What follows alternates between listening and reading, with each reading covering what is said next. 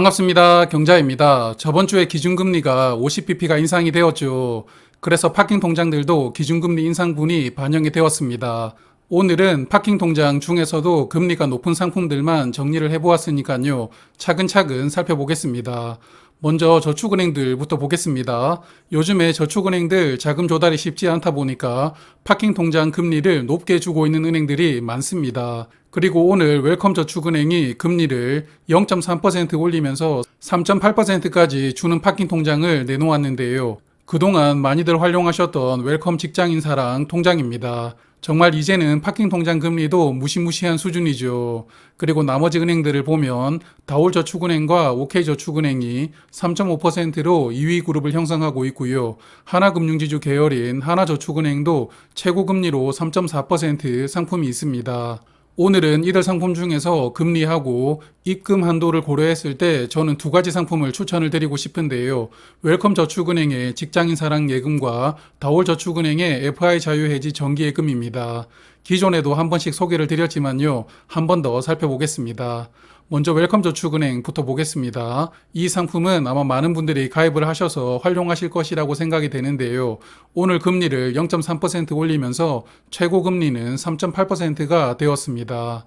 이 상품은 기본금리는 2.3%이고 우대 옵션이 세 가지가 있죠. 각 옵션을 충족하면 0.5%씩 우대금리가 적용이 되고 최대 3.8% 금리가 적용이 됩니다. 우대 옵션 첫 번째는 급여 이체인데요. 매달 100만원 이상 급여로 이체가 되어야 합니다.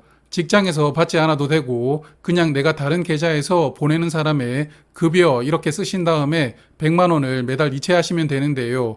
그리고 두 번째는 자동 납부가 한 건 이상 걸려 있어야 됩니다. 통신비나 가스비 등을 이 통장으로 걸어두시면 되고요.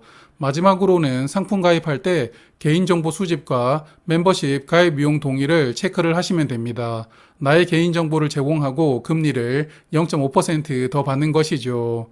우대 옵션 중에 자동 이체와 정보 동의는 한 번만 해두면 신경 쓰지 않아도 되지만 월 급여는 매달 한 번씩 누락되지 않게끔 신경을 쓰실 필요가 있습니다. 그래서 이번 달에 우대 옵션 세 가지를 다 충족하면 다음 달 금리 계산할 때 적용이 됩니다. 그러므로 이번 달에는 돈을 조금만 넣어서 일단 우대 옵션을 충족을 시키고요. 다음 달 1일부터 목돈을 예치한다면 최대한 손해 없이 이 통장을 활용하실 수가 있게 됩니다. 이자는 한 달에 한 번 지급을 하고요. 매월 셋째 주 일요일에 지급을 합니다. 그래서 이자는 단리가 적용이 됩니다. 그래서 이 상품은 저축은행 중 가장 높은 금리를 주기 때문에 2%대 파킹 통장을 사용하고 있다면 갈아타시는 것도 저는 괜찮다고 생각을 합니다. 다만 우대 옵션이 있다는 부분이 단점인데요. 최고 금리를 생각을 하면서 감내를 해야 되겠죠. 그리고 이 상품 입금 한도는 없지만 5천만 원이 넘어가면 우대 금리 일부를 적용받지 못합니다. 어차피 예금자 보호도 5천만 원까지니까요. 그냥 미련 없이 한도는 5천만 원이다 생각을 하시면 될 것 같습니다.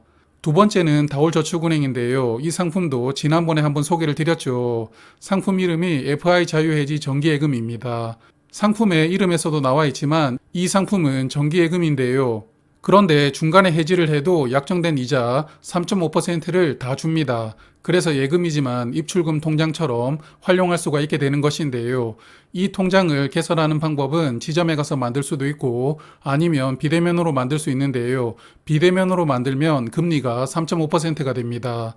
지점에 가서 만들면 금리가 3.4%로 0.1% 적어지거든요. 그래서 비대면으로 간편하게 만드시면 되겠습니다. 가입하는 금액은 10만원 이상부터 한도는 없고요. 그러므로 예금자 보호 한도까지 넣어두셔도 좋을 것 같습니다. 이자는 해지할 때 지급을 해줍니다만 해지하지 않고 계속 넣어둔다면 월 복리로 이자가 지급이 됩니다. 한 달에 한 번씩 이자가 지급이 되고 그게 원금과 합산되면서 복리로 굴러가고요. 나중에 해지를 할 때 받게 되는 구조라고 보시면 되겠습니다. 이 상품은 파킹 통장은 아니기 때문에 돈을 찾을 때마다 해지를 해야 되고 다시 넣어둘 때는 또 가입을 해야 되는 불편함이 있습니다. 입출금 통장처럼 돈을 조금만 찾았다가 다시 넣어두는 게 되질 않다 보니까 이 부분이 큰 단점이라고 생각이 되는데요. 하지만 금리가 3.5%로 괜찮죠. 그래서 자금이 많아서 계좌를 분산해서 운용해야 된다면 이 통장을 하나 포함시키면 좋을 것 같습니다. 이번에는 1금융 보겠습니다. 현재 1금융 정기예금은 금리가 4%대 중후반까지 올라왔지만 보통 예금은 아직 금리가 높지는 않은데요. 제가 파악해본 1금융 상품 중에서 가장 높은 금리는 2.6%였습니다. 카카오뱅크의 세이프박스가 2.6% 금리를 주고 있고요. 이외에 산업은행과 K뱅크는 금리가 2.5%입니다. 앞서 보셨던 저축은행들하고 금리 차이가 꽤 나오고 있죠. 그래서 오늘은 1금융권 상품 중에서는 산업은행 상품을 말씀을 드리겠습니다. 산업은행도 제가 이전에 한번 소개를 드렸었는데요. 상품 이름이 KDB 하이 비대면 입출금 통장입니다. 현재 금리는 2.5%인데요. 이 상품은 가입 한도는 없습니다. 그래서 큰 돈을 예치를 하셔도 괜찮은데요. 산업은행은 금융위원회 산하 공공기관이죠. 쉽게 말씀드리면 나라 국책은행입니다. 그래서 이 은행도 예금자 보호를 적용을 받지만 개인적으로 저는 예금자 보호가 산업은행에게 무슨 의미가 있을까 싶고요. 그래서 예금자 보호 한도인 5천만 원 이상을 예치를 해두더라도 문제될 것이 없다고 저는 생각을 합니다. 이 상품도 이자는 월 1회 지급을 하는데요. 매월 넷째 주 금요일에 지급이 되니까요. 이자는 단리가 적용이 됩니다. 산업은행은 앞서 소개드렸던 저축은행보다 금리가 꽤 낮습니다. 하지만 안정성을 따져본다면 모든 은행 중에서 영순위입니다. 그래서 큰 돈을 예치해야 되는데 걱정이 약간 드시는 분들에게는 가장 적합하다고 생각이 되고요. 그리고 예전에 한번 말씀을 드렸지만 계좌를 신규로 개설을 하면 출금 한도가 하루에 100만 원으로 제한이 됩니다. 그걸 풀려면 산업은행 지점을 방문하거나 아니면 한 달 동안 이체를 10번 하고 한도를 풀어야 됐었는데요. 그러므로 이런 제약이 있다는 것을 인지를 하시고 활용하시면 좋을 것 같습니다.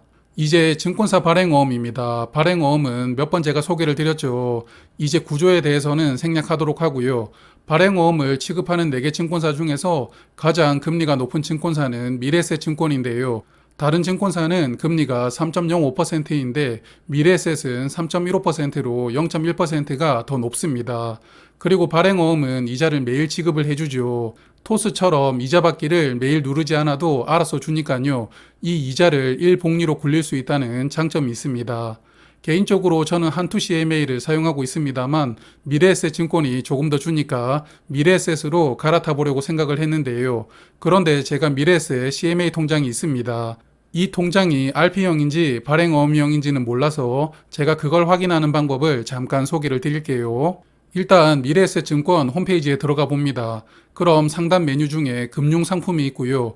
금융상품 그 소메뉴 중에서 CMA를 클릭을 하고 CMA 계좌 전환을 선택합니다. 그럼 화면처럼 내가 보유한 CMA 계좌를 선택할 수 있는데요. CMA 계좌를 선택하고 비밀번호를 입력한 다음에 조회를 클릭을 해줍니다. 저는 이렇게 들어가 보니까 CMA가 RP형으로 만들어졌더라고요. 그래서 이걸 발행어음형으로 변경을 해주었는데요. 화면 보시는 것처럼 발행어음 CMA를 클릭을 해주시면 됩니다. 그리고 화면 아래 약관과 주요 내용을 체크를 해주고요. 클릭해주면 전환이 완료됩니다. 어제 저녁에 처음 시도를 했었는데 밤이라고 되질 않더라고요. 그래서 오늘 낮에 다시 전환을 했었는데요. 아마도 평일 오전 9시부터 오후 4시 반 사이에만 신청이 가능하다고 추측됩니다. 지금까지 각 금융권 파킹 통장 상품들을 알아보았는데요. 2금융권은 최고금리가 3.8%, 그리고 1금융권은 2.6%, 발행어음은 3.15%입니다. 각 상품들마다 장단점이 있겠죠. 원하시는 상품으로 선택하시면 좋을 것 같습니다. 그리고 이제 올해 금통위는 11월 24일 한 번 남았는데요.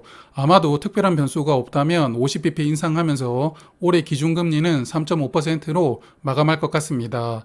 그래서 금통위에서 금리 인상이 결정이 되면 오늘 소개드렸던 상품들 금리가 또 한 번 변동이 있겠죠. 그러므로 11월 말에 올해 마지막으로 파킹 통장들 정리를 해보도록 하겠습니다. 그럼 저는 다음에 또 인사를 드리도록 하고요. 돈 많이 모으세요.